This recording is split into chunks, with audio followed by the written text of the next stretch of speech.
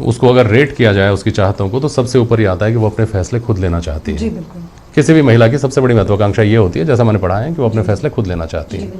ये बात अगर घर परिवार में लागू होती है तो ये देश प्रदेश में और सिस्टम में भी लागू होती है, सरकारी सिस्टम में भी, जिसके लिए आरक्षण के प्रावधान की बात उठती है बार बार। और मेरा सवाल ये है कि ये केवल एक सेरेमोनियल एक्सरसाइज बनके क्यों रह गया पार्टियों के बीच में। आपकी पार्टी में मैं ऐसे उदाहरण आप चाहें तो विस्तार से दूं, नहीं तो मैं आपको संक्षेप में बता दूं कि बहुत बार इस बात को उठाया तो गया, लेकिन परिस्थितियां अनुकूल होने के बावजूद अंजाम तक नहीं ले जाया जा सका। रानी झा, ऐसा नहीं है कि पार्टी में मुद्दों को सिर्फ उठाया गया।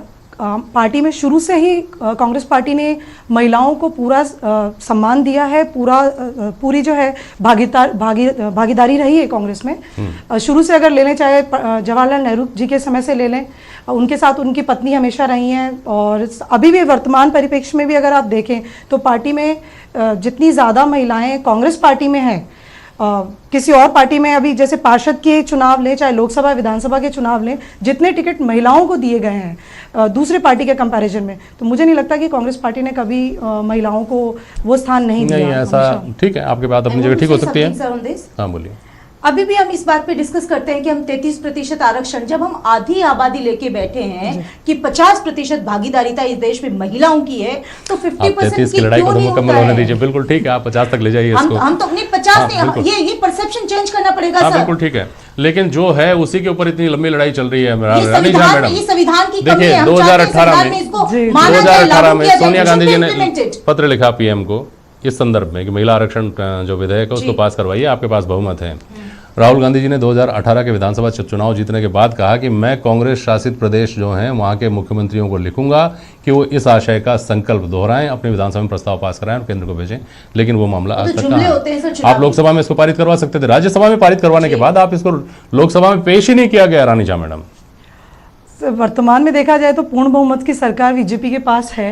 अगर जैसे कृषि कानून पास किए गए, और भी कई कानून हैं, यही बिल क्यों रोक के रखा गया? बात का मतलब यह है कि हमने तो नहीं करवाया, लेकिन आप तो करवाइए। बिल्कुल, अभी तो अगर 10 साल से अभी आपने बहुत सार्वजनिक से कम इस बात को कहा। शील दवाई मैडम, आप सुन रही होंगी हमको, ये सवाल अगर इनके ऊपर बनता है कि आप क्यों नहीं लोकसभा में लेकर गए जब आपने राज्यसभा में पारित करवा दिया था, तो सवाल आप पर भी उठता है कि उस वक्त अगर आपने आगे आकर के इनका साथ दे दिया होता तो इनको परवाह नहीं करनी पड़ती कि जनता दल यूनाइटेड विरोध कर रहा है, कि राजद विरोध कर रहा है, या समाजवादी पार्टी विरोध कर रही है।